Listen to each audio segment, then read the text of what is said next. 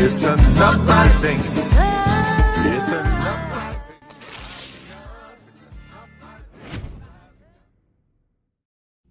Hello, everyone, and welcome to the Green Live Stream. I am your host, Edie Arndell. So good to have you here, and I'm here with Mr. Scott Free. Hey, everybody. Hey, doing good, doing good. Thanks, everyone, for coming in.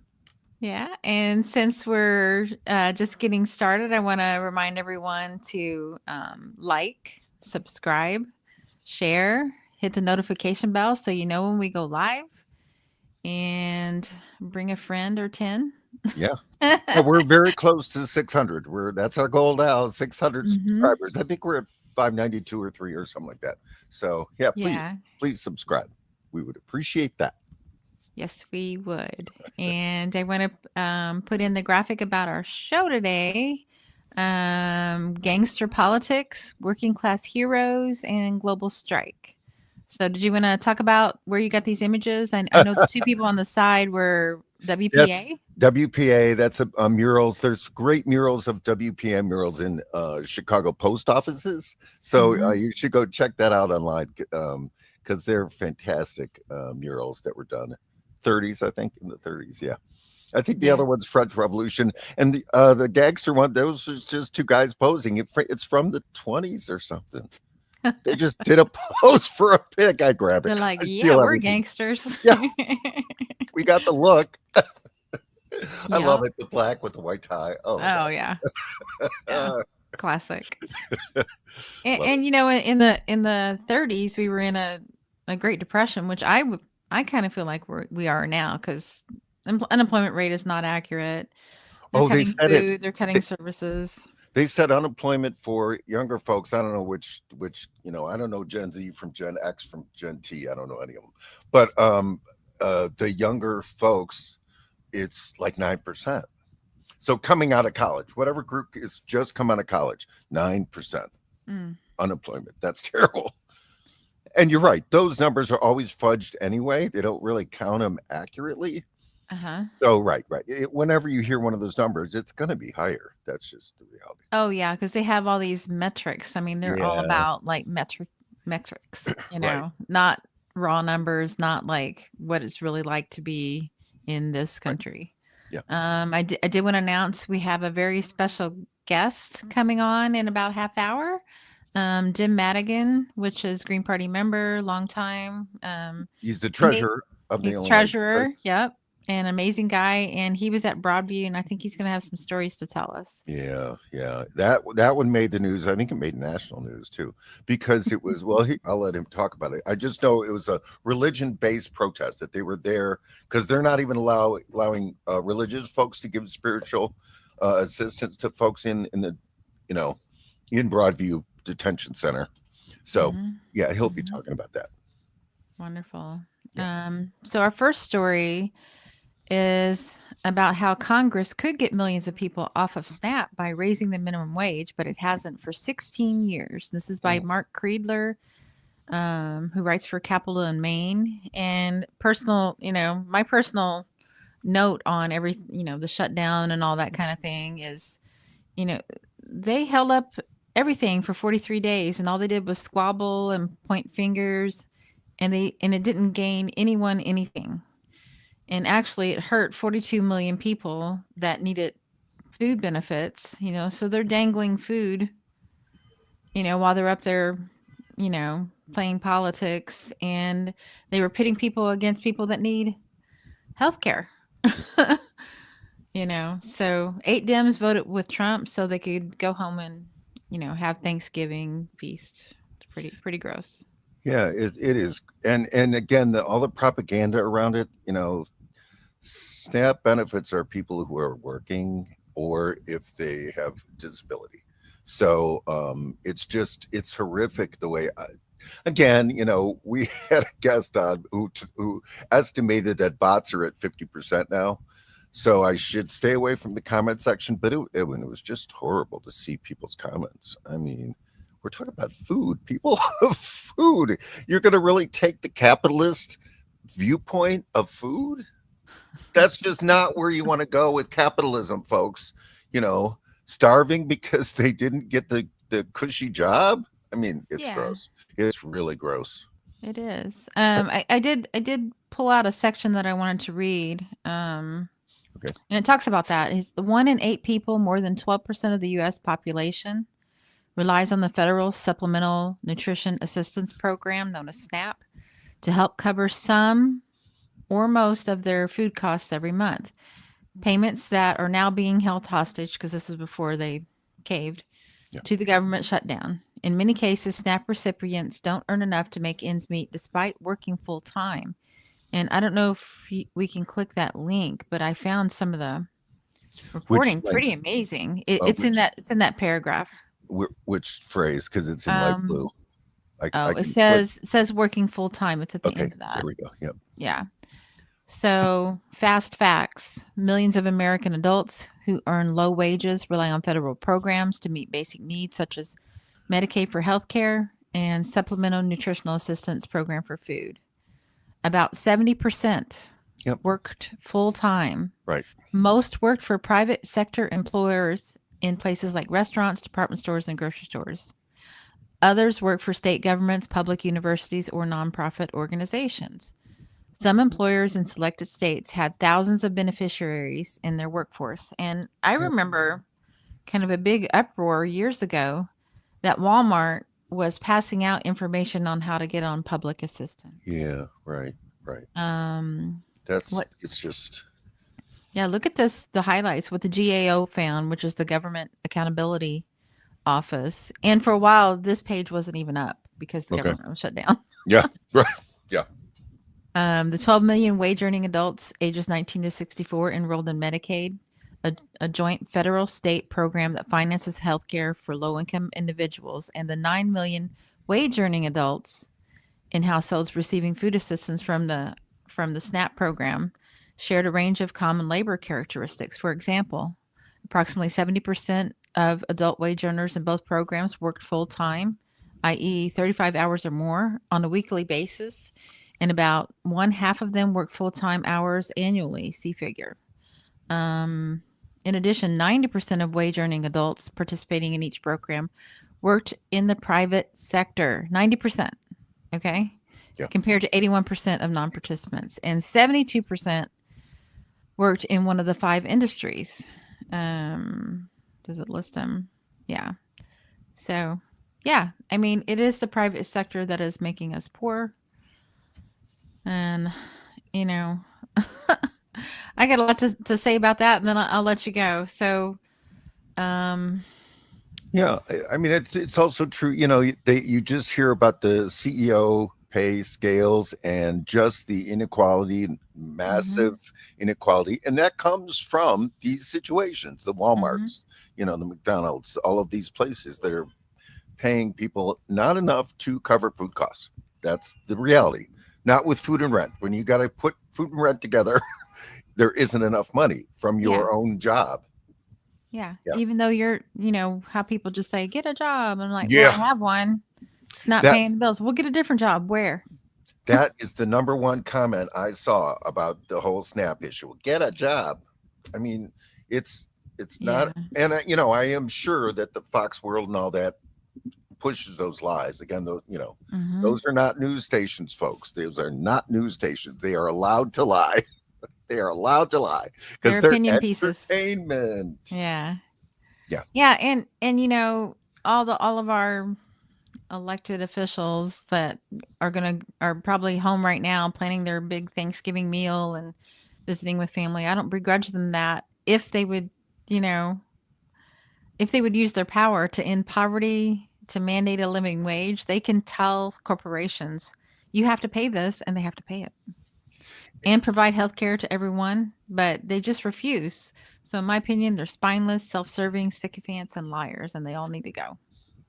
And the thing is, that whole situation was set up 15 years ago when when Obama refused to have a public option. He had super majorities. He could have done Medicare for all, but at a minimum he could have done public option. So none of this would have been happening now 15 years Mhm. later. They wouldn't have been scrambling to try to get the money that they're sending to the private companies for insurance, not healthcare.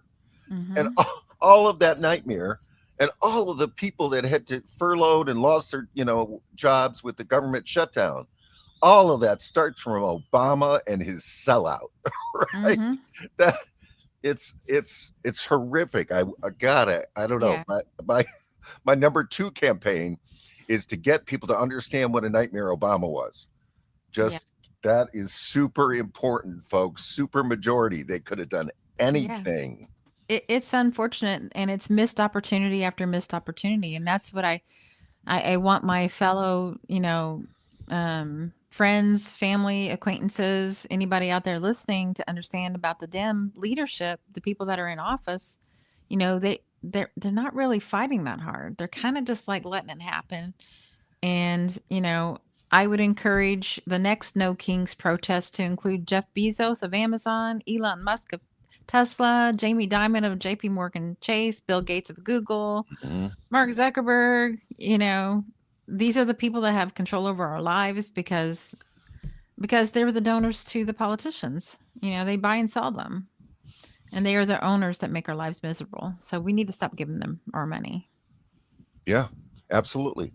And Mhm. I've seen memes that are really, really pointed when they talk about the massive, massive, massive success of the No Kings rallies in terms of how many millions of people they got out there. And Mhm. then look what the Democrats do. They fold anyway. It's like that's the group that you're so entwined with.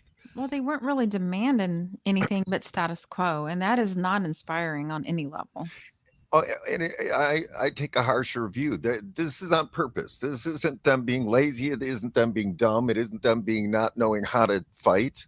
They don't want to. They're just in the Yeah. unique position that they have to pretend to be on our side. Yeah. That's harder for them. It's a harder Mhm. fake. The Republicans can fake it easy because their crazy followers are fine with Trump's gold-plated White Well, House. that's starting not to be the case, thanks Okay, to yeah, Epstein. But yeah, yeah, okay, okay. Come on, MAGA folks, wake up too. I know everybody's got a line. I scream at liberals all the time, but you're right. Come on, MAGA. Come on, it's your Mhm. time Mhm. to reject Mhm. that stupid thing you've tied into. The pedophile rapist, Donald Trump. You guys were all about pedophiles, right? Well, here we go. That news broke this week. Whew. Yeah, that's going to be, I've got friends telling me they think it's the biggest story of their lifetime. Yeah, And Democrats aren't safe from it either because they were either there, complicit, or knew about it and didn't do anything. yeah. And what the thing is, I guess it's a 20,000 email release so far, and just right. What the biggest takeaway I think people are seeing is the culture of the billionaire class, the disgusting culture of the billionaire class. I mean, some Yeah. sick folks, some real sick folks, raping 13-year-old girls. I mean, Yeah.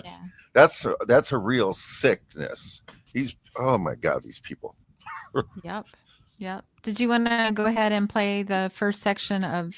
So this is from Chris Hedges, and I highly recommend you watch and listen to and sign up for a Substack, etc. To Chris Hedges. America is a banana republic. It's 00 to 508. America is a banana republic.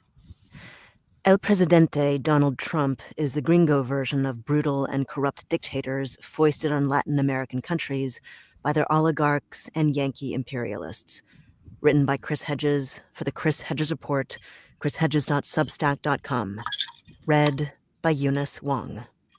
El Presidente Trump is cast in the mold of all tin pot Latin American despots who terrorize their populations, surround themselves with sycophants, goons, and crooks, and enrich themselves.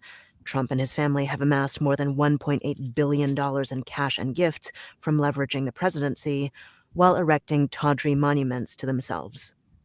Trujillo on earth, God in heaven, was posted by state order in churches during the 31-year reign of Rafael Leonidas Trujillo in the Dominican Republic. His supporters, like Trump's, nominated him for the Nobel Peace Prize. Trump's con artist pastor, Paula White Cain, offered an updated version of Trujillo's self-deification when she warned, "To say no to President Trump would be saying no to God." Oh, yes. Oh, This is Well, the that's kind of quickest way to appropriate. clear out stuck I'm poop. so sorry. Yeah, Number that one was poop. kind of an Trump is the appropriate gringo commercial. version of Anastasio Yeah. Tachito Somoza in Nicaragua or Haiti's Francois Papadoc Duvalier, who amended the Constitution to have himself anointed president for life. One of the most celebrated images of the Haitian dictator's long rule shows Jesus Christ with a hand on the shoulder of a seated Papa Doc with the caption, "I have chosen him." ICE thugs are the incubus of Papa Doc's dreaded 15,000 strong Tonton Macoute. His secret police, who indiscriminately detained, beat, tortured, jailed, or killed 30,000 to 60,000 of Duvalier's opponents, and which, along with the Presidential Guard, consumed half the state budget. El Presidente Trump is Venezuela's Juan Vicente Gomez, who looted the nation to make himself the wealthiest man in the country and disdained public education to, in the words of the scholar Paloma Grifero Pedemonte, keep the people ignorant and docile. El Presidente, in every dictatorship, follows the same playbook. It is a grotesque opera buffa. No encomium is too outrageous, no bribe too small, no violation of civil liberties too extreme, no stupidity too absurd. All dissent, no matter how tepid, is treason. Executive orders, budget cuts, gerrymandering, the seizure of polling stations and voting machines, the abolition of mail-in balloting, the overseeing of the vote count, and the purging of voter rolls ensure fixed election results. Institutions, from the press to the universities, kneel down before the idiocy of El Presidente.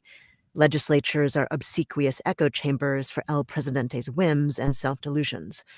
It's a world of magical realism, where fantasy replaces reality, mythology replaces history, the immoral is moral, tyranny is democracy, and lies are true. It's not only violence and intimidation that keep El Presidente in power. It's the stupefying inversion of reality, the daily denial of what we perceive, and its replacement by disorienting fictions that keep us off balance. This, combined with state-induced fear, turns countries into open-air prisons.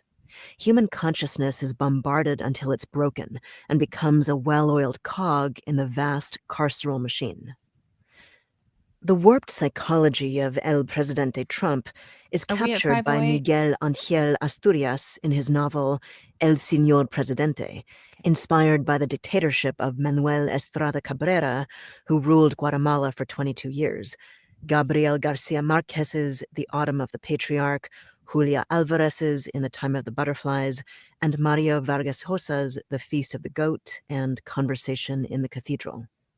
These novels offer better insight into where we're headed than most tomes on U.S. politics. Everything is for sale here, writes Julia Alvarez in her novel. Everything but your freedom. There it is.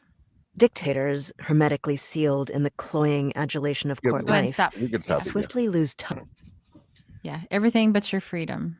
And I wanted to touch back on, him getting 1.8, what was it, $billion in cash and gifts, billion with a B, Yeah. from leveraging the presidency.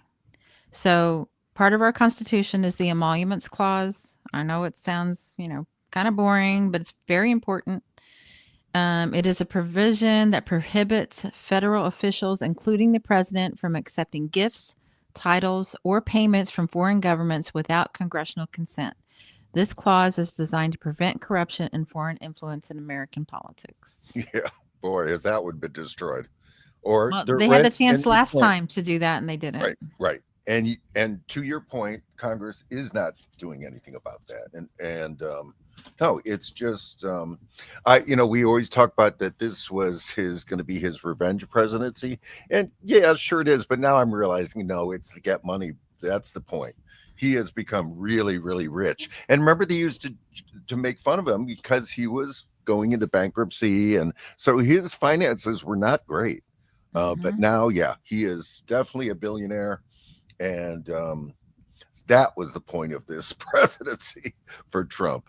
And I just want to make a few side notes that I thought it was great. When we're planning the show, sometimes I tell Edie, we got to cut the intro. Let's just get to the meat of it. And now I realize how important the intro is because, like, even on this one, I went and looked at it. I'm like, oh, okay, is this AI? Written by Chris Hedges, audio by Eunice Young. And the thing is, with probably a link to that person, and so it's super important, and I'm going to try to be really, really careful that things are not AI. I have to be. Oh, and by the way, the artwork was Mr. Fish, because we do want to give credit there. Brilliant. Not AI, folks. An actual artist that created that. Human beings doing the work. I watched a 5-second segment on MSNBC, and it was, they didn't deal with the issue at all, but the subject was the #1 country song in America on Billboard right now, folks, is AI. So the artist is AI, the song is AI, and it's all people have to do is say no. I mean, I'm sorry to quote Nancy Reagan, but they could just say no. They could just say, you know what, we actually want humans doing our stuff, and we're going to listen to humans. We're going to, and I know people will cheat and stuff, but it's just the idea. I mean, they openly say this is AI. And so what are you clinging to? You're going to be excited about a song made by a computer with a fake person in front of it? And then it reminds me of the book 1984. Like, I keep seeing so many parallels.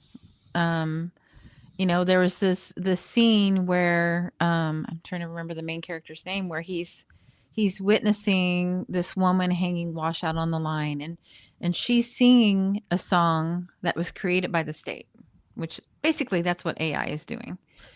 But hearing her sing it and put the human touch on it and the emotion with it, it's like he'd never heard it before.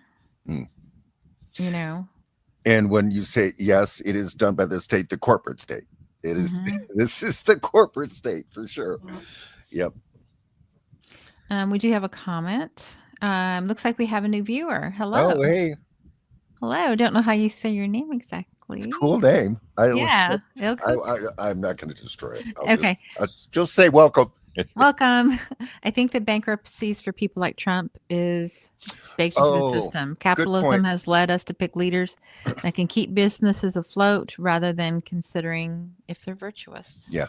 Oh, it's Inuit. Well, thank you for coming. Yay. Yeah. Inuit. Right. Put it in. I love that. The different spelling will help us. Absolutely, Inuit. Thank you. And it's just is. I don't know if we've ever seen corruption like this, but it seems like this is worse. We had this discussion. We actually showed a film. We had a Friday fundraiser film series show on Illinois Green Party last night, and we showed the Panama Deception. And I think the thing that got me as an older person, I guess I used to think things were better. But wow, I mean, I highly recommended folks go find that video. It's out there on the web. The Panama Deception. It just shows the complete tie-in with the press and the media and the way that the military just goes in. They just smashed that country. They just picked a poor part of the country to bomb. I mean, really sick. And mass graves, and I mean, they just slaughtered people. They went in and slaughtered people.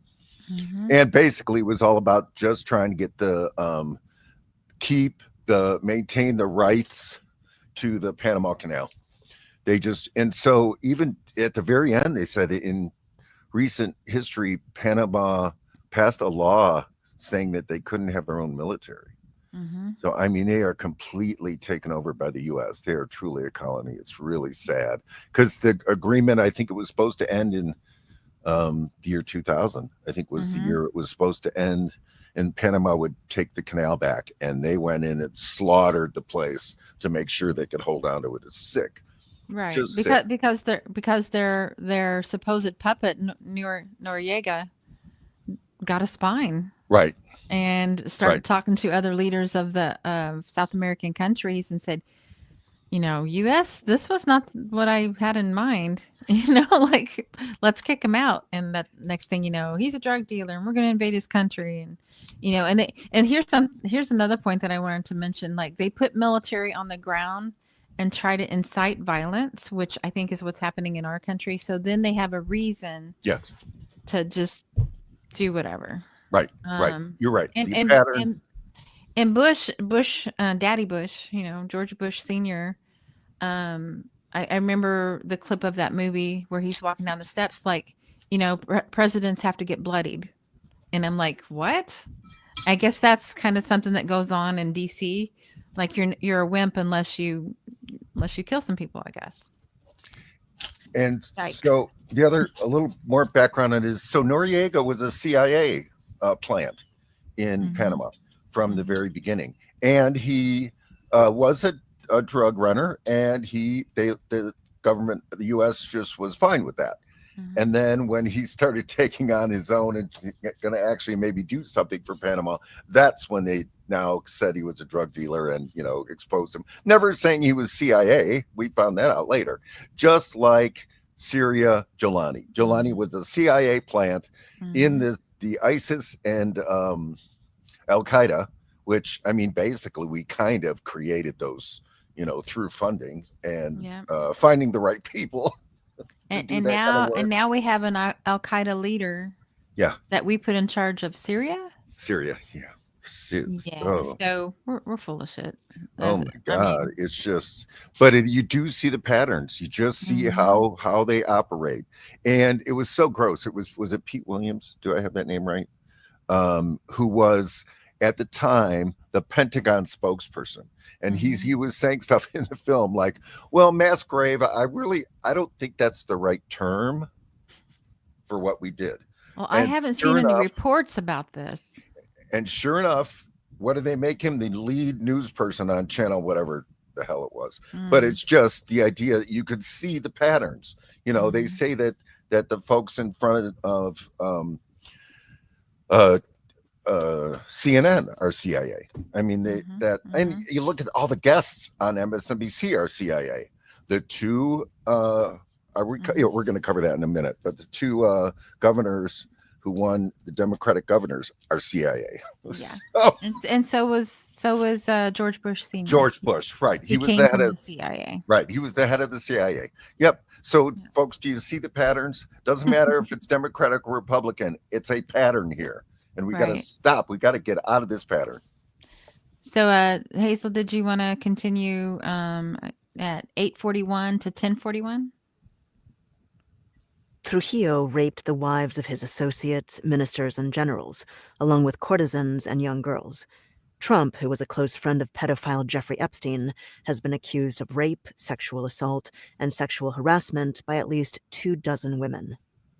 Julie Brown, in her book Perversion of Justice, The Jeffrey Epstein Story, writes that an anonymous woman using the pseudonym Kate Johnson filed a civil complaint in federal court in California in 2016, alleging she was raped by Trump and Epstein when she was 13, over a 4-month period from June to September 1994. I loudly pleaded with defendant Trump to stop, she said in the lawsuit. Trump responded to my pleas by violently striking me in the face with his open hand and screaming that he could do whatever he wanted. Johnson said she met Trump at one of Epstein's underage sex parties at his New York mansion. She says she was forced to have sex with Trump several times, including once with another girl, 12 years old, whom she labeled Marie Doe. Trump demanded oral sex and afterward pushed both minors away while angrily berating them for the poor quality of their sexual performance, according to the lawsuit, filed on April 26, 2016, in the U.S. District Court in the Central District of California. When Epstein learned Trump had taken Johnson's virginity, he allegedly attempted to strike her about the head with his closed fists, furious that he had lost the opportunity. Trump, he said, did not take part in Epstein's orgies. He liked to watch while 13-year-old Kate Johnson gave him a handjob. Johnson said Epstein and Trump threatened to harm her and her family if she spoke of their encounters. The lawsuit was dropped, most probably by way of a lucrative settlement. She has since disappeared. Yeah, you can stop there. Yeah. Oh, my God. Yeah, I was wondering, I was like, 2016, this didn't make the news. Okay, the lawsuit was dropped, and now. Oh boy. Yeah. I don't even know what to say. I mean, Yeah. I picture what a 12-year-old looks like It's and just can't even imagine how horrible that had to been for some little girl. I mean, they're little girls. I know. MAGA, you're Christians, right? You're listening? I mean, Well, and somebody brought up to me last night, my friend from Cali, she's like, Trump Tower is at 666 whatever street it's on. Like how is Christianity cool with that? Like that's so funny. I used to work in the 666 building in it's Chicago. like It was 666 Lakeshore Drive. And it actually, Playboy was on the top floor. I worked at Northwestern. And so, but there was pressure. They changed the address. well, not that I buy into that, but I I'm know it, thinking, but isn't it's that funny. something that is part of That, right. They would get a their, little, you know. yeah. But we can continue, and Jim's here, so we'll bring him in a minute. Yeah. Yeah, so we can continue from, let me find it. So it stopped at 1041 to 1302. Dictators are not content with silencing their critics and opponents. They take sadistic delight in humiliating, ridiculing, and destroying them. For my friends, everything. For my enemies, the law. Oscar R. Benavides, the authoritarian president of Peru, said, summing up the credo of all dictators. The law is weaponized as an instrument of revenge. Innocence and guilt are irrelevant.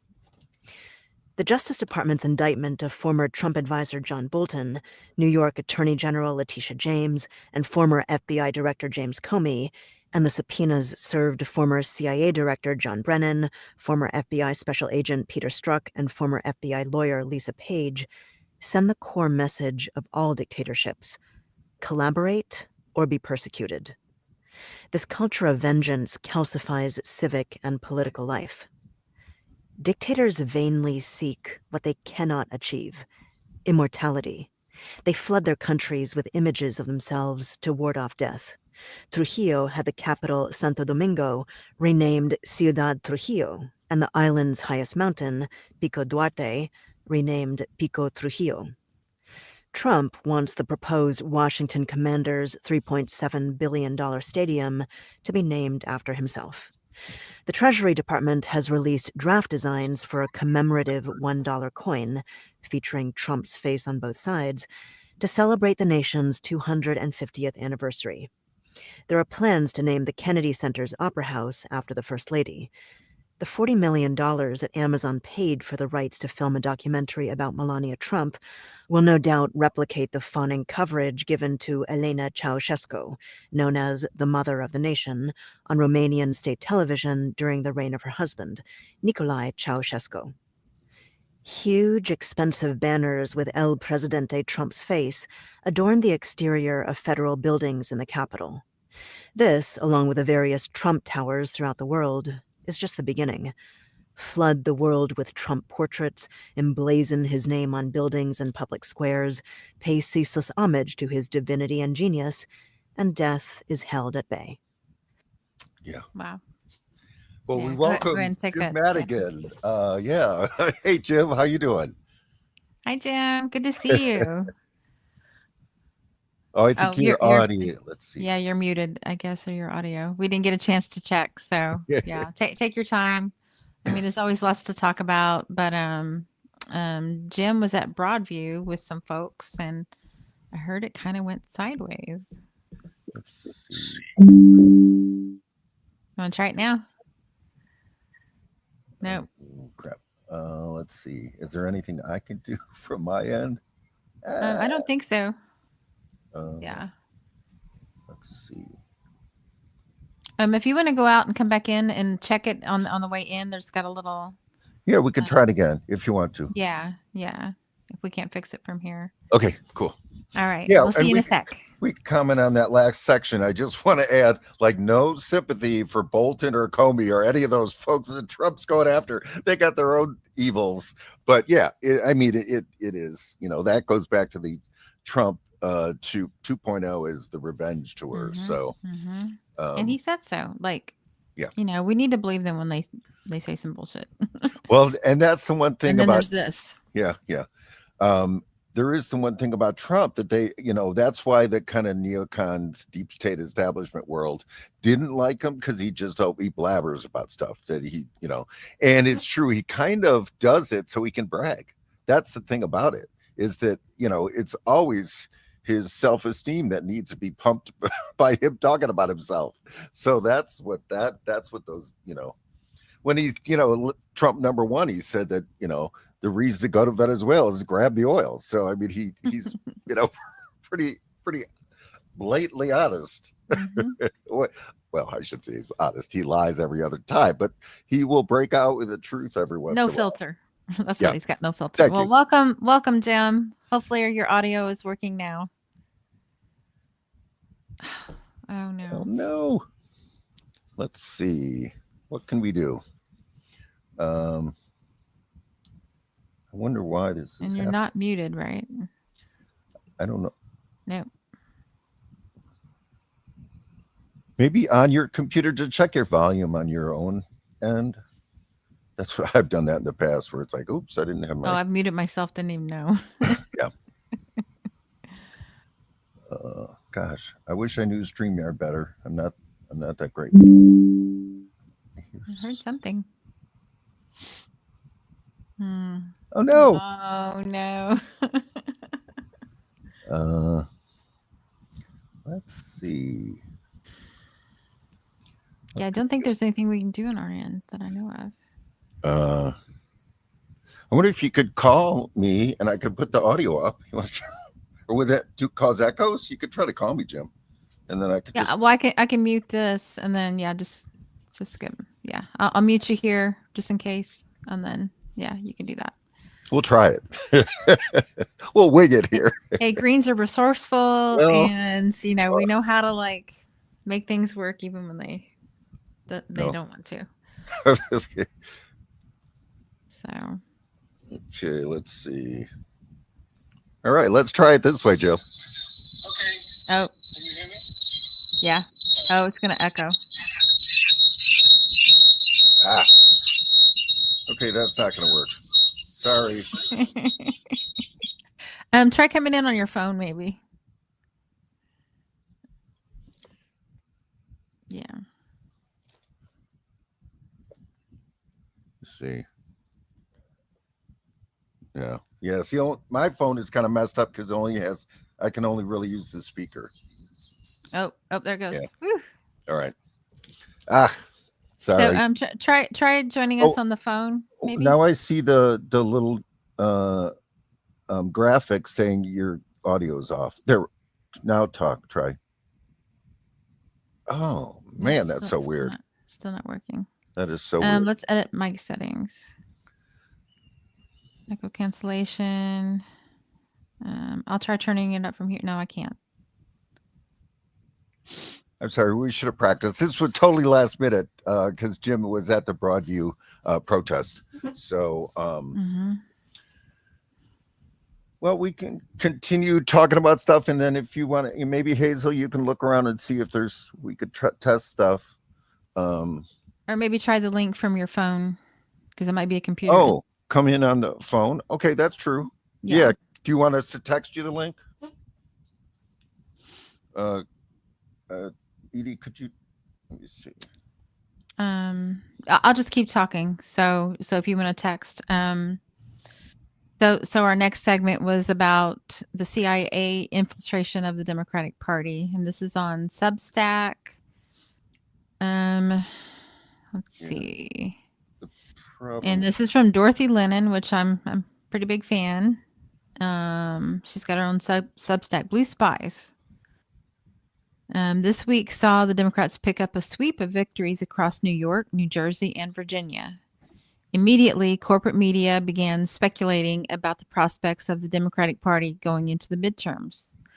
The press conveniently ignored the backgrounds of some of the newly elected candidates. Some of them had backgrounds within the intelligence agencies. This continues to be a trend of the Democratic Party running candidates with ties to the deep state. In Virginia, Governor-elect Abigail Spanberger regularly touted her past as a CIA agent to Democratic voters. What did she do during her time in that secretive agency? She can't say. I guess it's classified. In a profile of the Congresswoman by the Washington Post, they told the readers the following. The CIA finally gave her July 2006 start date, which was 3 months after she and Adam married. She was a case officer, which meant she was charged with finding, recruiting, and building relationships with foreign nationals who might have information of value to the U.S. If I could take over, I actually Mhm. do not have the link for StreamYard, so I would be afraid of touching buttons on StreamYard. Okay. So, but Please you take did over. email it. Yeah, you did email it, and so you could text him. You have his text? Yeah.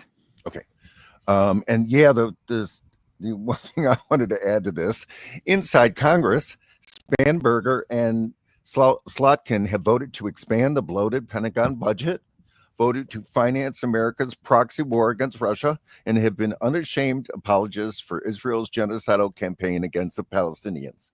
So here we go, folks. Those are two Democrats, that are just nightmares. The military-industrial complex will push for more candidates like Spanberger and Slotkin. Why? Because they are immune to vetting by the public or opposition due to the fact that what they did in their careers remains classified.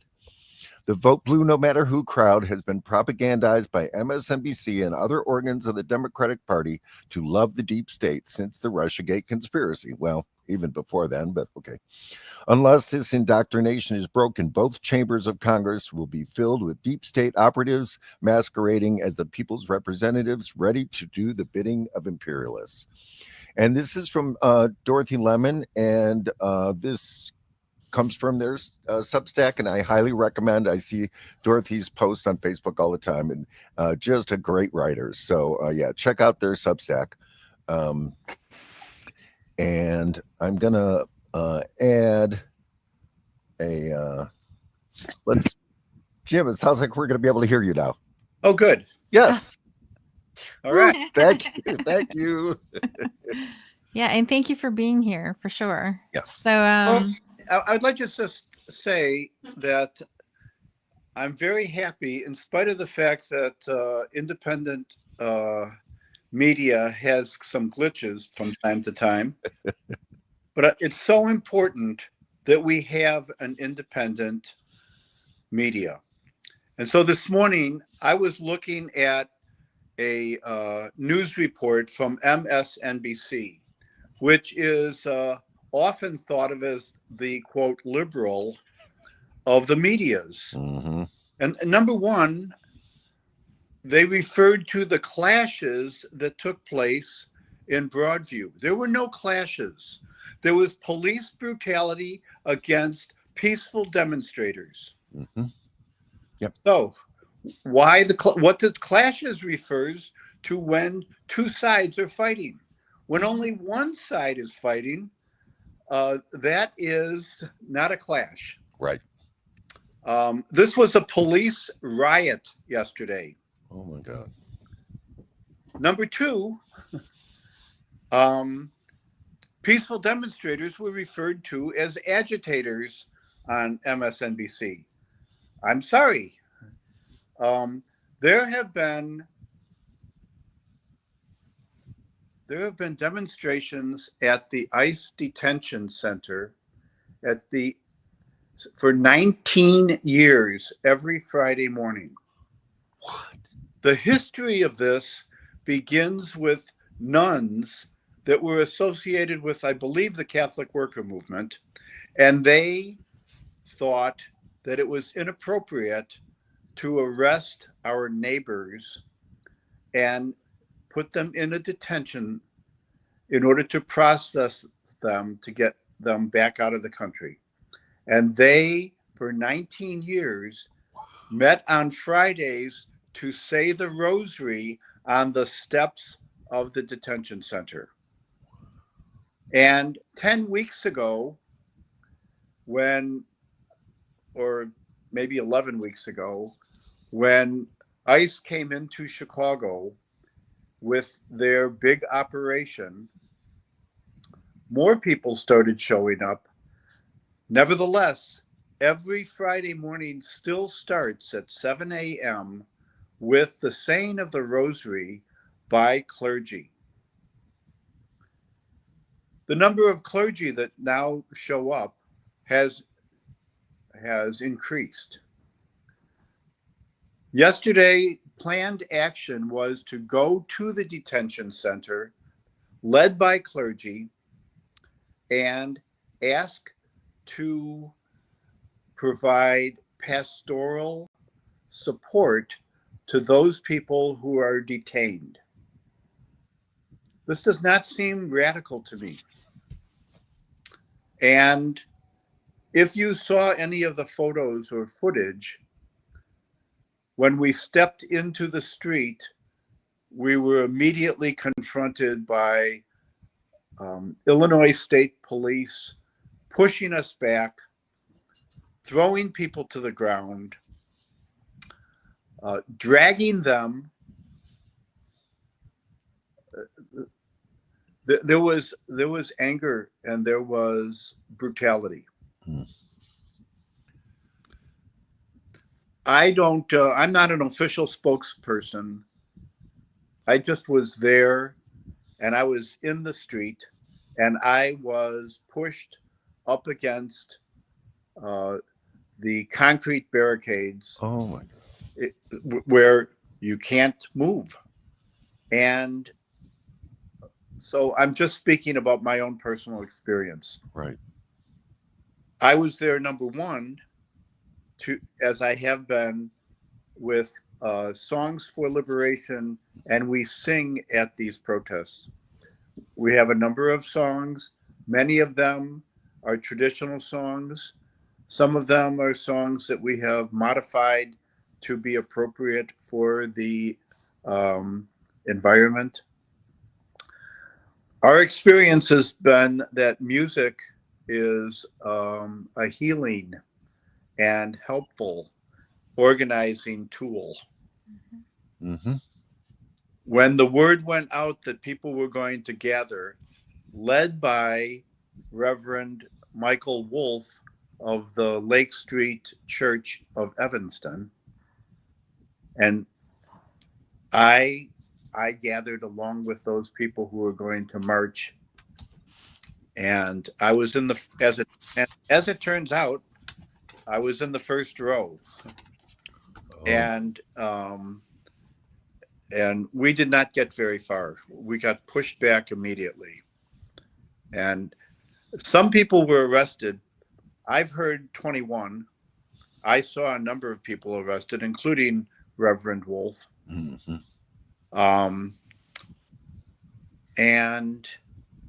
But other people, such as myself, were escorted off to the side and put back into the area that they have decided is a free speech zone. Wow. So, yeah, and I'm going to thank Andy Thayer, who's a Chicago activist, Yep. because that's how I just catch his video. He is everywhere. He's And sure enough, he had a video, and I'm looking at the video. I'm like, "There's Jim." Yeah. So, and then I saw that it broke news nationally. Yep. So I had to call you and see if you'd be willing to come out. So thank you for coming on. Yeah. But yeah, and I'm so glad you brought the MSNBC perspective, because that's what the press does. And I saw it locally on Channel 9, them doing the same thing, using language to make it sound like, oh, these people were trying to cause trouble. That's, Yeah, Yeah. and that goes back to what we were talking about just a minute ago, like the police presence, the military presence. I'm feeling like it's there to create conflict so then they can clamp down. Mhm. And, they use public safety as a reason to keep you off the street or keep you from getting out of your free speech zone. But the street is already blocked off. They're not hurting anyone. The public safety threat is coming from ICE and the state police at this point. They are the public safety threat, in my opinion. absolutely my opinion as well. And that's the way it's always been. I mean, that is the way it's always been. They always want to demonize the protesters. That's how the system works, right? That's, again, to try to get public opinion against people who are trying to make change. And thank you, Jim, for bringing that history. I had no idea that Broadview had been going on for 19 years. That is unbelievable. I just had no idea. I didn't even know that. Mm. Wow. Mm. Yeah. And who was president in 2020? Let me think. 2021. Oh, back then, whenever that was. Yeah. It's been both parties. Of course. Been Of both course. parts, of course. Yep. Yeah. Yeah. Absolutely. And yeah, I just Oh, I just wanted to mention Andoris on X reposted the stream. So thank you, Andoris. oh, thank you. Thank you. Yeah, yeah. And we're not very far away from getting 600 subscribers. So yeah. Yeah, it's and thank you, Jim, for going out there. I have not been out there yet, and I had heard that Fridays were the time to be out there. I didn't realize that there was a history behind that. So and that's why Friday is the time to be out there, because Yeah. it builds on the history that exists. Yep. However, I've been out there on a Saturday as well. A couple weeks ago, I went on a Friday and a Saturday, as it happens. okay, And many people were there that day as well. okay, And I think that, one of the both strengths and weaknesses of the movement is that there are many different organizations who all think that what is going on with the militarization of police, with the militarization of ICE, with the brutal techniques of kidnapping neighbors from their homes, from their work, from laundromats, right off the street, dropping their kids off at school. And then, there are federal indictments against 6 people, now known as the Broadview 6, that the federal government has cherry-picked these people. Several of them are either local public officials or people who are running for office, and they want to demonstrate to these people that dissent is not allowed. mm-hmm. In the very same way that you showed a clip from Chris Hedges of people who used to serve and then make a criticism. Criticism is not allowed. Right. Mm-hmm. Yeah. And I will add that I saw it was the state police that was attacking you. Yes. So, Pritzker makes wonderful speeches how he's not going to stand for this Trump's, invasion of our state, but the state police were not on our side. They were not on our side in this, battle. Well, he talks outside of both sides of his mouth. Yeah. And everyone is able to point to certain circumstances where ICE agents have violated the law, arresting people with no warrant, removing people without due process. No one in ICE has been arrested.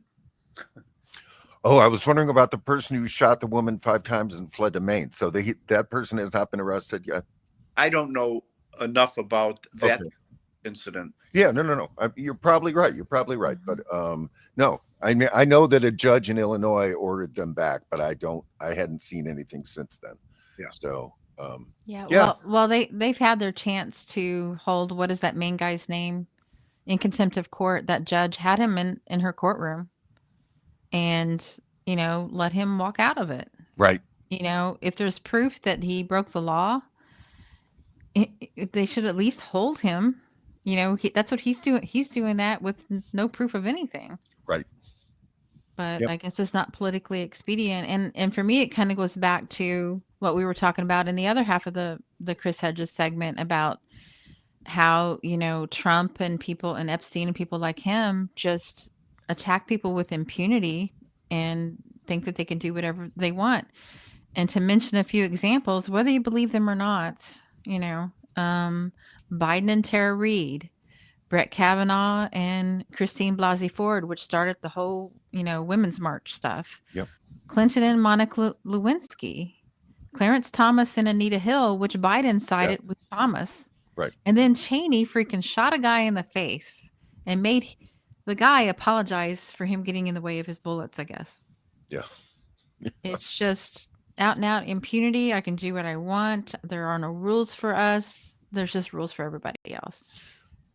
And, the ICE folks have just this particular, you've heard comments like, I'm going to shoot you, liberal, and things that are, obviously these are, probably MAGA folks who, again, they're revenge, right? They're going to, and, two cases, I've seen two cases of an ICE agent, separate cases, spraying pepper spray into cars. Both of them had children in those cars. They have abandoned children in cars. They've taken out the person driving and they left the car with the children there.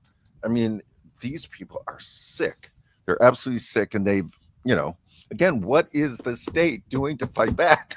They're making great speeches, but they're not doing anything to actually fight back. Yeah. Jim, I wanted to just briefly ask you, you've been a longtime Green. You're actually our treasurer right now for a little while longer. Why Greens, and especially in this moment, why Green? Well, first of all, I would just say that in my experience, I go back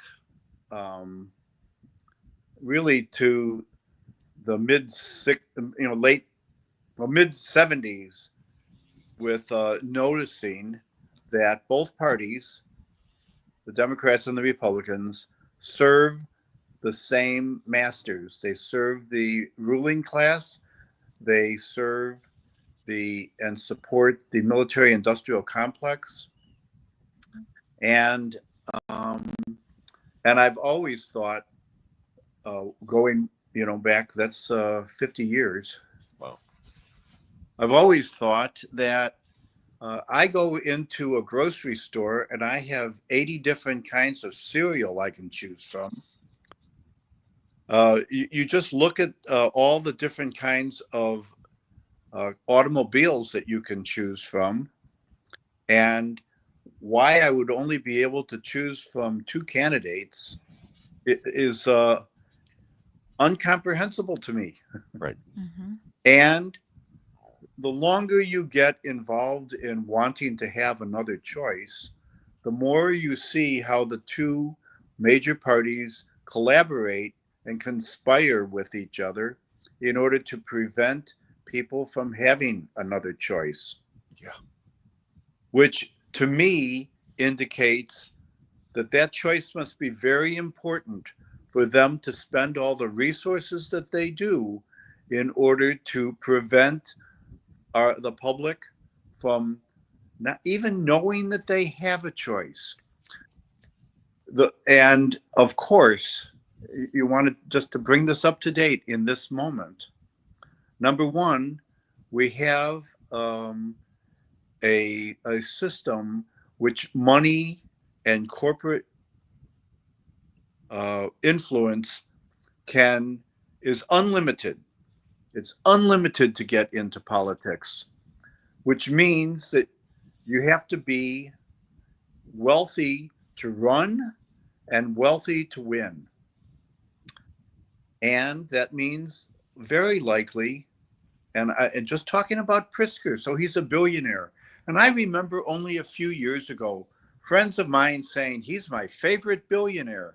Well, now he has said one thing and yet allowed the Illinois State Police, which his name as governor is at the bottom of their website. They report to him ultimately. He can control it if he wanted. He could give the directions if he wanted, and it doesn't happen. Right. And so it's so important right now for us to use our media and to be in the streets and to get our message out that there are choices and that we do not support the military industrial complex. And that Absolutely. we are the only party that you can vote for that supports universal health care. These are things that people absolutely care about. Mm-hmm. And unfortunately, living in a capitalist system, our whole mentality is they don't want to vote for you unless you can win. It's a very bizarre Well, psyche. I had a comment about that. I was thinking about that this morning. Every major step forward for human rights and women's rights, like the women's right to vote, child labor laws, civil rights, Social Security, Medicare, and an end to the Vietnam War, could not have been achieved without outside party pressure. This is what the Green Party is offering the people, and I don't know if you all remember the Lawrence O'Donnell clip. He had admitted as much. Like, as long as you're willing to vote for them in the election, they're not willing to listen to you. You have to be willing to leave the party and put pressure from the outside. That's how we gained all those major accomplishments that our country did. And the thing is, again, and we talk about this so much, that all it takes is for someone to start thinking positively. All they have to do is say, you know what? I actually could vote for somebody else, even though all the commercials I see on TV are for these other people. I could vote for this one person, and it's not dependent on how my friends are voting or how anybody or what I've heard on TV or the polls or any of that. I could vote for this person because I believe in them. And then if just all those individuals, one at a time, did that, we'd be in office. and we don't have the pressure from above. I mean, people love Mamdani. He's got the pressure from above that's going to keep him in line, because that's the Democratic Party.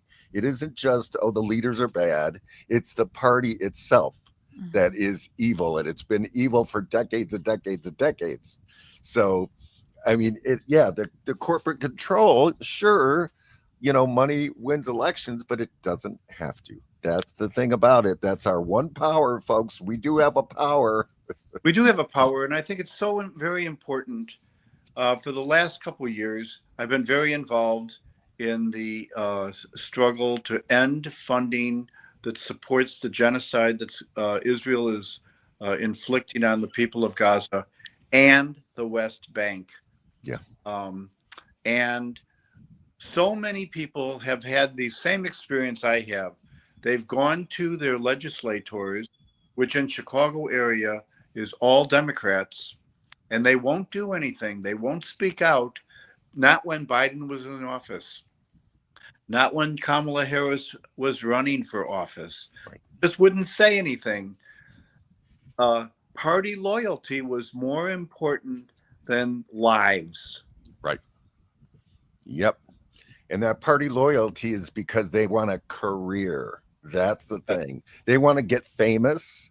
They get jealous of those who are senates when they're only in the state, the U.S. Senate. And it's just a career move. That's what it's about. You're right. It is this loyalty. And again, the fact that these people will choose loyalty over lives tells you what these people are. They're not good people, folks. They're not. And I was just going to say, and here at the Green Party, we value honesty and, doing what you say you're going to do. When you elect us, we will listen to you, because we don't take that kind of money. We're not allowed to. We have to sign a paper saying we're not going to do that. So. And what we do here is volunteer. It's that, people kind of don't understand the massive, massive difference between the Green Party and the Republican and Democratic parties. We're a volunteer party. We have a couple of dollars that come in to help us make some flyers. Okay. But we are a volunteer group of people that want to help. And you do have the power to vote for us. And you do have the power to vote to get us into office. And the structure's there, folks. What was it? Jill Stein had 400 possible electoral college votes, or whatever that works. She could have been president, folks. She could have been president. Just needed to vote for her. If you stop. And now we're kind of worried about how that's even going to work, because they've been attacking the voter rolls, and they've been attacking mail-in ballots. It's going to be even more of a fight than it was before. And I would say, and Jim would appreciate me saying this, which I try to remember to do every time. Please donate. There's a QR code right there at the above Scott, next to Scott. Donate to the Illinois Green Party, because this is the work that we're doing, and it's not cheap to do these things. We need, flyers and postcards and There's to pay for StreamYard. Go ahead, Jim. a monthly fee just to have this show. Mm-hmm. Right. Yep. Absolutely. If you watch this show, if you think that you learned anything, if you want to share it with someone else, send a donation in order to make sure that the show keeps being shown. Right. And let me just assure that everyone that Edie and Scott do not get paid 1 penny for doing this. No. Can The I show qualify is that? totally- I would have. Well, no, the show. I know Yeah, the show. This doesn't count. Yeah. No. I like talking about this stuff because it kind of plays into this. So I'm a musician. The song that gets played at the beginning and the end is mine.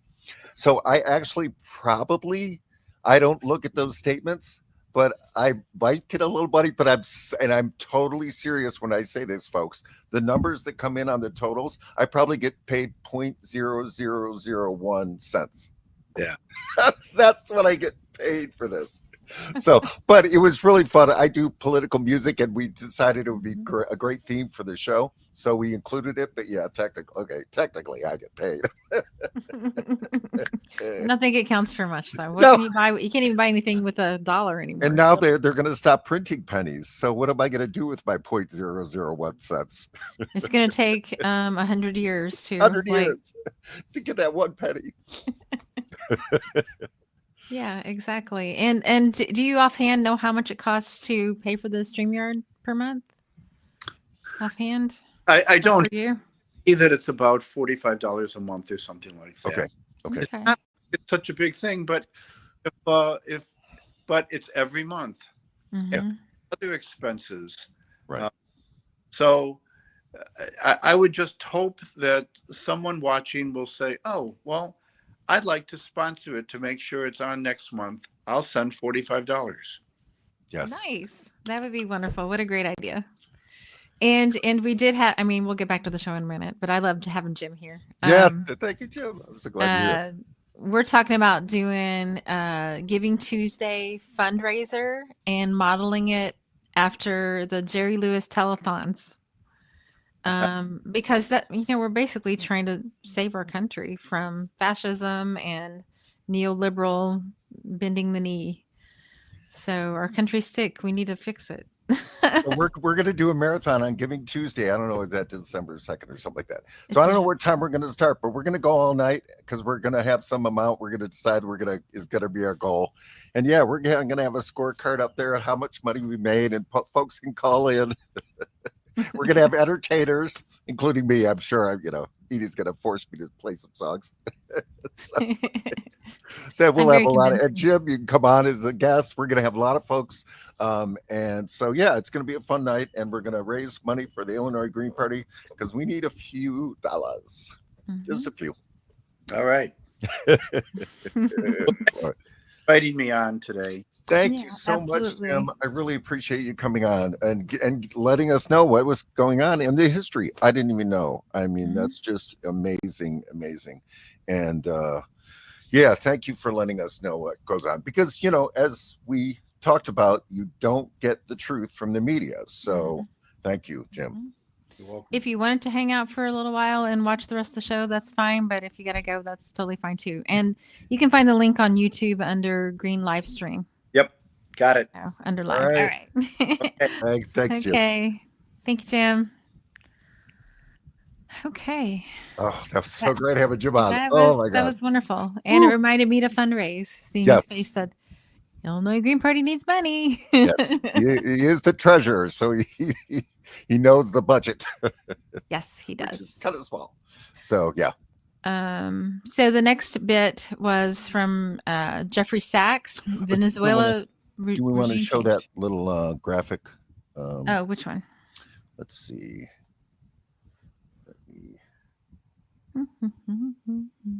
Is this the one? Yvonne says, "Thank you, Jim. Fabulous conversation." Yeah. And this had to do with what we were talking. Yeah. Yes. Thank you, Jim. And this is from speaking of not having Kanoa. Konoa. Yeah, Okay. I think. Your reminder, the Democratic Party is not democratic. It doesn't represent the left. It represents the maintenance of the empire. Its job is to catch the fire of uprising, smother it in committees, and hand it back as slogans. It could have enshrined abortion rights, civil rights, voting rights into law, but it didn't, because its function isn't liberation. It's management. Capitalism's babysitter. White supremacy's middleman. The two-party system's bodyguard. So thank you, Malukanoa, for that, because that's a really insightful way of looking at the Democratic Party. And, you know, the Democratic Party and the Republican Party are different in their function, the way they approach their audience. But, you know, the end result is to keep the oligarchy controlling our government and controlling us. And keep that money train going right into their pockets. Yeah. Yeah, it's going full steam ahead now. Oh. For sure. Yeah, sorry I missed that. And I also wanted to mention from the CIA infiltration of the Democratic Party Substack, Dorothy Lennon, the Vote Blue No Matter Who crowd has been propagandized by MSNBC and other organs of the Democratic Party to love the deep state. Yeah, I did have it. I already. Oh, did you say? Yeah, I did that I must paragraph. Have been, yeah, you were getting Jim, but yeah, I did cover that paragraph. And okay, sorry. Wanted to just plug Dorothy Lemon because she does a fantastic job, and I get her stuff on Facebook, but she, you know, that comes from her Substack. So, but yeah, I actually just wanted to say that I thought the Chris Hedges analogy was just perfect. Just that is exactly what it's like. It is like a dictatorship of South America's past, which we probably installed by the CIA, by the way. Good chance, I'd bet money. And so no, a great way of looking at it. It's absolutely that type of dictatorship.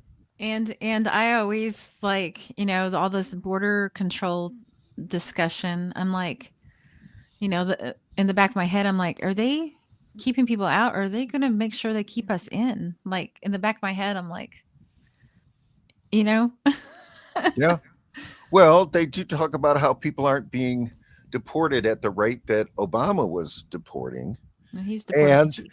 And they are instead being put in these camps, which are going to be these private jails, which means, as we know, what our jail system is in this country, they are work camps for $1 a day.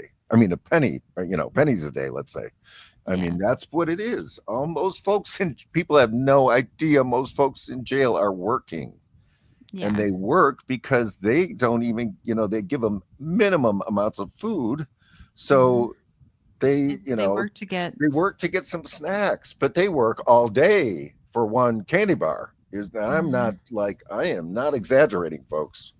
Yeah. And I was talking to someone, it might've been my friend Yvonne, how they did an experiment in a prison to where they just gave everybody the same amount of everything, and all the violence in prison basically stopped.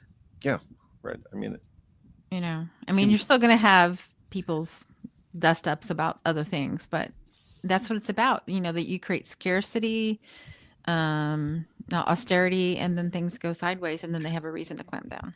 And you know, you always want to bring up the comparison to Gaza. I mean, what a comparison! That's what Israel was doing. Was they were limiting the calorie count. That's what they've been doing for years, 20 years to Gaza. So absolutely true. So do we want to do the Jeffrey Sachs or you want to move on? It's up to you. Yeah, you can decide which ones you want to include. Yeah, maybe because the Venezuela thing is a little on hold and we've spoken about it. You know, I had the theory that it was due to Russia coming in with their warships, but we'll see what happens with that. So yeah, I think we can move on to work. We can move on. Yeah. So it's in our show notes if you want to check it out, and I put the timestamps in there as well, the parts that we were going to cover. But I really want to get to what happened on Veterans Day with Veterans Uniting for Peace. Do we have that graphic? I think I put it in. I think I do have it in there. don't see it. Really? Oh my God. Okay, well, I will get it. But anyway, in. I'll chat about it while you find it. So, Okay. so steadfast in our oath. There was Josephine Gilbo. Unfortunately, Matthew Ho was supposed to be there, but he wasn't. Brian McGinnis, Hani Nofal, Philip Tottenham, Greg Stoker, and Anthony Aguilar. And this is a quote from Aaron Bushnell. So they had a moment of silence for Aaron Bushnell, the man that his last words were "Free Gaza." He self-immolated. Yeah. He wasn't committing suicide. He was doing an extreme act of protest. Yeah. I'm an active duty member of the United States Air Force, and I will no longer be complicit in genocide. And this was put on through collaboration from Lifeline for Palestine, the Samud podcast, and Green Party US. Oh, that's great that they put it together. And Jill Stein was the host. Mm-hmm. Mm-hmm. So, yeah. So I really wanted to play there's Josephine's and Anthony's statements. I mean, we'll do the TikTok first. So this kind of gives you a clue of who they are if you haven't seen this yet. I mean, it went viral. It's got like over 100,000 views on TikTok, and it's been shared other places, and it's got even more. But they were arrested for speaking out. Do you have that available? The TikTok, Hazel? There you go. Of dollars to Israel. Meanwhile, veterans are homeless and committing suicide with more budget cuts on the way. As a 17-year veteran and intelligence officer, I am watching you destroy the American values and jeopardize our national security. Israel is burning children alive. For 1 year, I have watched Israel burn children alive. You don't care about veterans. You don't care about American values. You are destroying this country. Shame on all of you. May God give you the moral courage. May God give you the moral courage to do the right thing. May God give you your hearts. Please. Shame on you. Yeah. That is quite a video. And good for her. I mean, that voice of hers. Yes. Yeah, they start saying, took over. You're out of order. And she's like, I'm going to speak twice as loud because I got to get this said. And the video of them being dragged out. And I can't decide if she's saying that police officers, or I think he's Capitol Police. I think she's telling him at ease. Okay. Yeah. Sure. Yeah. Yeah. So it's frustrating to her point on security. We don't ever talk about the blowback that we'll get from being involved in warmongering. Right. It's so true. And she, sure, comparison is perfect. Mm-hmm. Veterans are homeless and committing suicide at massive rates while we keep funding this stuff, this horrific evil that we do. I mean, and at that conference, they talked about the economic draft. That's part of the reason to keep the poor, because this is a thing that they can sign up for to make sure their family's okay when there's nothing else available. Right. So they get them to go do the dirty work of slaughtering people and maybe dying in the process. Yep. And even people that survive and come back, they're not the same. No. It's a moral injury. For sure. Okay. Because we're not designed to kill. I'm sorry. I really think we're not. So Josephine Gilbo did a statement about the Green Party, and so did Anthony Aguilar. So that's Josephine. Let's play hers first, and then we'll tell you about Anthony. Yeah. If you have that video ready to go. Yeah, and just speaking from the heart, that was such an amazing thing. I think Lifeline for Palestine is going to have that posted at some point in the near future. And if we don't respect our veterans, I mean, if they don't know the cost of war, who does, right?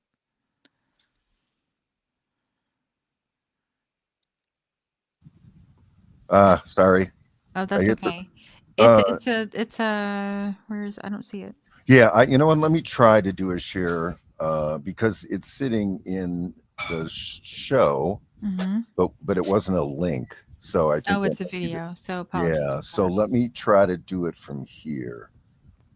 Okay. Hold on. Oh, there you go. Uh, Let me put it up. yeah, you could put it up. Yep. Got it. Okay. My name is Josephine Gilbo. I'm a 17-year Army veteran and a former intelligence officer. For far too long, the two-party system has kept America in chains, but we have another option. There are leaders in the Green Party that represent we the people, human rights, human dignity, and a way forward without political corruption. This is why I'm calling this upcoming election for you to vote green. Yeah. My name is Nice. Yeah. And if you want to get the Anthony Aguilar one ready, Yeah. and I'll tell the audience a little bit about him. So, oh, you got it right there. Yeah. So he, I mean, I don't know how long, I think he was retired, but they called on him to go to Israel as a civilian, basically, and help organize the Gaza Humanitarian Fund. Right. And he became a whistleblower about it. Right, which was the fake one set up after they got rid of UNRWA, the actual food agency, which the Congress voted to get rid of the funding, which has caused the starvation a few months after that vote. So, yeah. Yeah. He went there on a just a regular guest visa, and he goes, well, like, so he was critically thinking. He hadn't been in deep with the propaganda because he's kind of been out of it for a little bit, I think. Okay. And he's like, I don't have any protections as a person. I'm here as just a person. Yeah. Right. That was his first red flag, and then he saw what they were doing. So I don't know if you all remember. You know, we can't stop talking about Gaza because it's still happening, but they took like 200 plus sites and made them 3, and then it was 2. And they were putting them in areas where they would have to travel for miles, these starving people. So then as they were leaving, they could take pot shots at them and sniper them. And he witnessed a child coming up and getting some food, and the child saying thank you, a young boy, and then walking away, and then one of them sniped him in the head. So that's what he witnessed, and that's what he talked about when he got back to this country. And it just... You can go ahead and play it if you like. Okay. My name is Anthony Aguilar. I'm a 25-year career U.S. Army veteran, Special Forces Green Beret, and a combat veteran of 4 wars. For far too long, the disingenuous two-party system has enslaved us to the agenda of personal motives and tyrants. Why choose red and blue when the Green Party is an option? The Green Party runs on the values of we the people, and it is time that we take action and take back our liberty. Vote for freedom. Vote green. Yep. Yeah. You know you're doing something right when the veterans are like, yeah.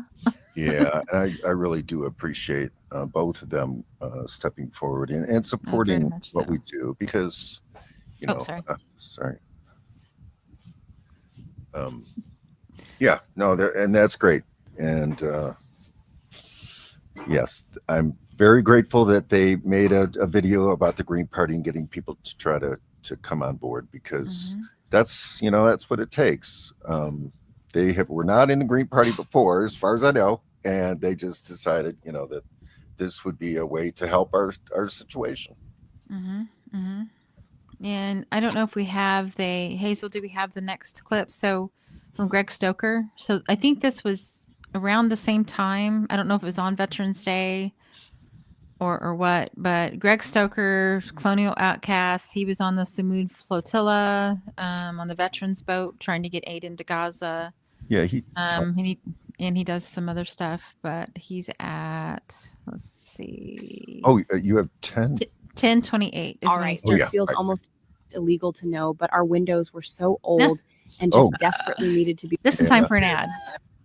Okay, great. 1028, yeah. Yep, that's good.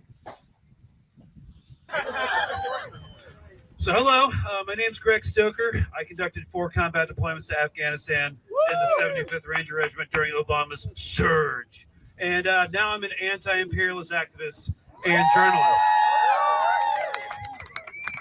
I wanted to speak to y'all today to try and encourage everybody. I mean, not that y'all specifically need encouragement. You're here and it's freezing. That now is the time to put aside some of our like political and maybe social differences and organize as a coalition and start getting involved in direct action and advocacy. I know a lot of you guys are already doing that, but I know this is also sometime. I know a few people who are just showing up at these things for the first time.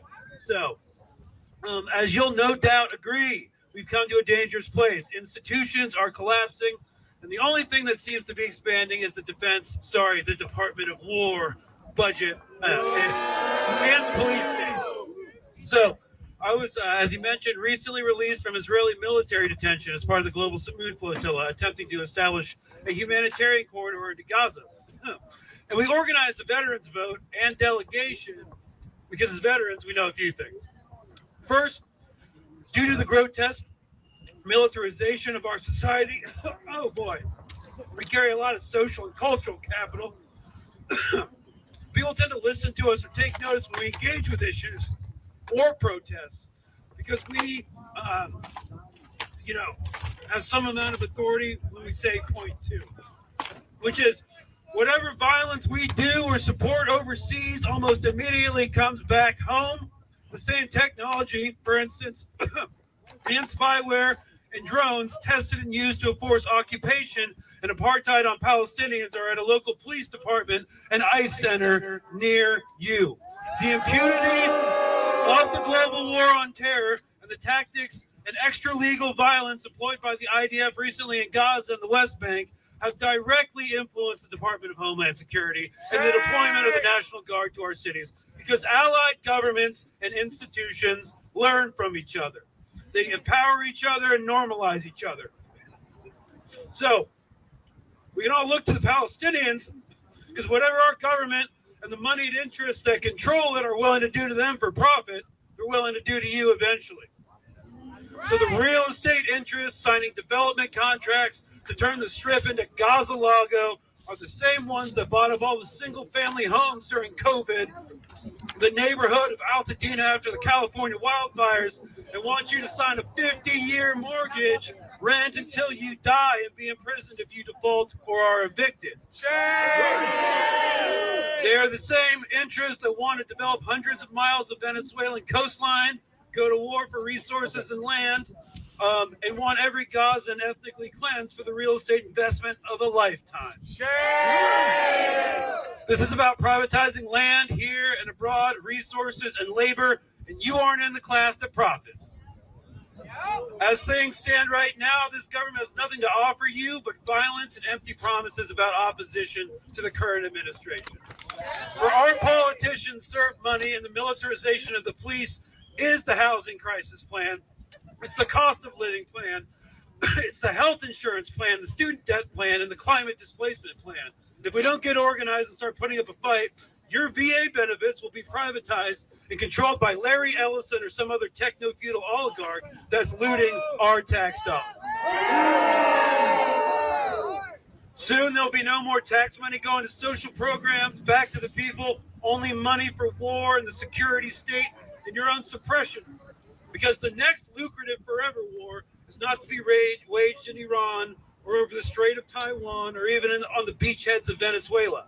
It's to be waged here against us, and damn, aren't those prisons friggin' lucrative. Right. As veterans, we inhabit an entire spectrum of political beliefs, which we need to start working through and get organized, because this isn't a left versus right issue. It's an up versus down issue. And if you don't see that yet, and you're still only talking about Democrats and Republicans, then you don't know what the hell's going on in this world. Yeah, there you go. I think that's probably it. Yeah. No, hang on. We are a very important political bloc, and let's get those Vietnam backlash vibes going again. And in the words of Malcolm X, we aren't outnumbered, we're out-organized. No war ever again for any of us, except, of course, class war. There you go. There you go. No war but the class war. Yeah. Yeah. And, he's talked about privatization, and it is interesting when you start hearing all these parallels. He's talking about, I had never heard that one, a Venezuelan, super rich beach line coast thing happening. So same as Gaza, right? say Ukraine. I mean, Zelensky was calling out to BlackRock to come and buy his company or his country up. So it is I mean, the parallels. And you got to be on the lookout locally for what your city council is up to. Right. Because it's large scale, medium scale, and small scale. I mean, in Chicago, the privatization of parking fees, I mean, I remember we would put a quarter in. I think we used to get an hour for a quarter. And now it's like $4.50 downtown an hour. And it's, And it goes through a private company to gain their money, and then it goes to the city.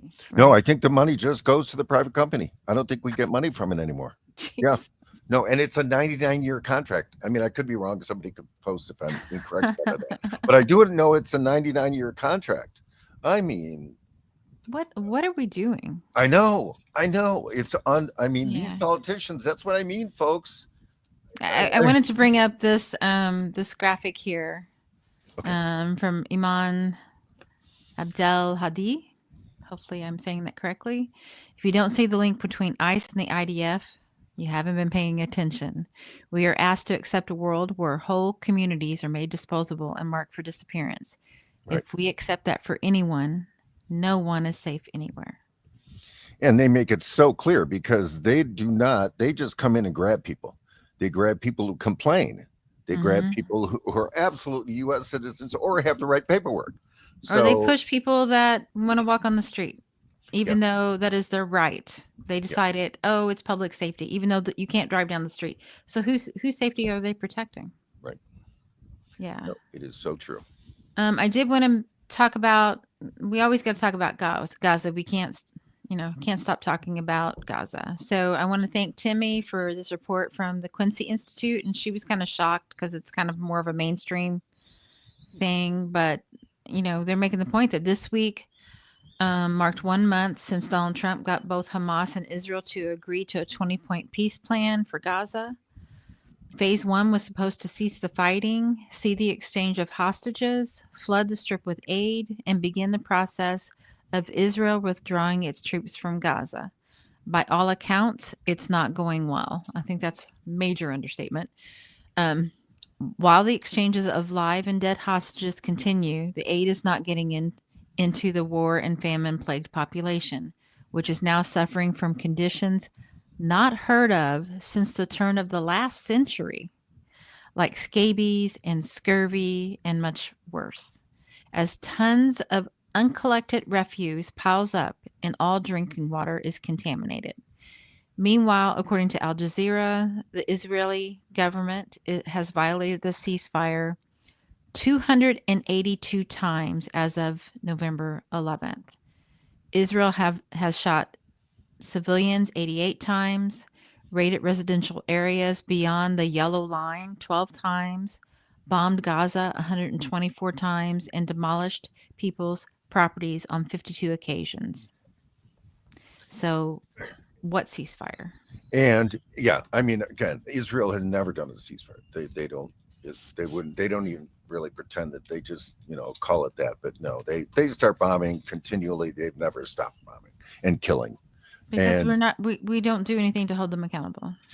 And thank you for sharing this and thank you, Timmy, because, I am definitely seeing a lot less on the social medias like Twitter and you don't see as much coming out because I know there's been a massive censorship campaign going on. So, we have to keep talking about it because it's absolutely still going on.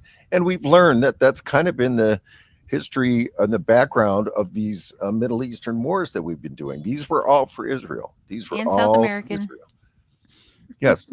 And just how, it's because they want the greater Israel project. They just want to take over the place. And they, have murdered untold. We'll never know all the number of people they've murdered in the process and continue to. This is absolutely ongoing. No ceasefire here.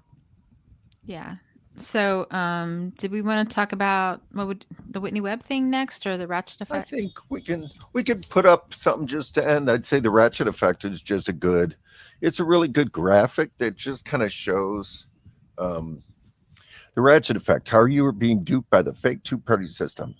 Democrats block movement back to the left, Republicans turn everything to the right. I think that's just a great way of looking at it because, again, I mean, and certainly just this government shutdown is just the perfect example of how, Obama put in a right-wing, Republican health insurance industry project.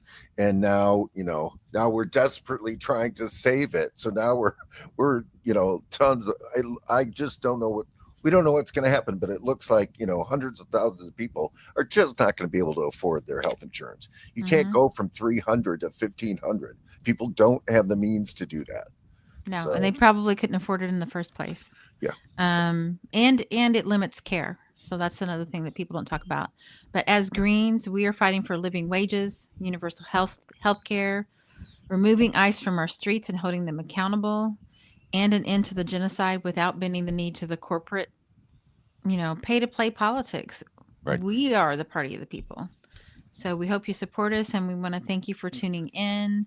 Thanks, Please everybody. donate $45. If everybody here donates $45, that'll carry us through. We'll have StreamYard paid for a year. And thanks for folks who commented and are watching. We really appreciate it. And please subscribe. Yes, please go to YouTube and subscribe. Thanks for being here, Brian. Yeah, Sorry thank we you. didn't- yeah. Propagandized Americans do not change quickly, but this is why we're I know. we're not mad at you for not seeing it yet. We've all been there. We're not mad. We're this is our hand. Like just sometimes I am. I'm like, here's my hand. Let's talk about it. Because I voted for Obama. I didn't know. I know. I supported Bernie. I didn't know. But once you see it, you can't unsee it, and then you'll get it. Yeah. I shouldn't say this so often, but if you are okay with voting for Democrats after they committed genocide, I don't know if we're going to get any more of those folks, because I can't imagine you voted for a Democrat and they committed genocide. Yeah. But and now Trump's doing it. So yeah, it's an example of how they both of them just work together hand in glove. Yeah. Right. And I'll see you all on Wednesday. All Thank right. you so much for tuning Thanks, in. everybody. Thanks, Jim, for coming in. Thank you, Jim. Thank you, Timmy. Thank you, Yvonne and Brian, and our new person, El Cook. Probably getting it really wrong. Just everybody that came today, really appreciate it. And for the restream, that was amazing. And Joe was here. And thanks, Hazel. Thanks, Hazel, for producing. Yeah, and Brian. Yeah. I feel like this is super old. Romper Room. I know. Oh my God. I was going to say it, but I couldn't remember the name. I was going to hold up a little mirror. I see June and I see Timmy. No, they never saw Thank me. you for that reference. I swear to God, that's what I was thinking. What's the name of that damn show with the woman who holds up the mirror? I think we talk so much that we're kind of in each other's heads now. All right, you all. All right. Enjoy your beautiful Saturday and see you next time. Bye. Bye. An uprising, we're rising up. It's an uprising, we're rising up. It's an uprising. Fight the power. It's an uprising. Fight the power.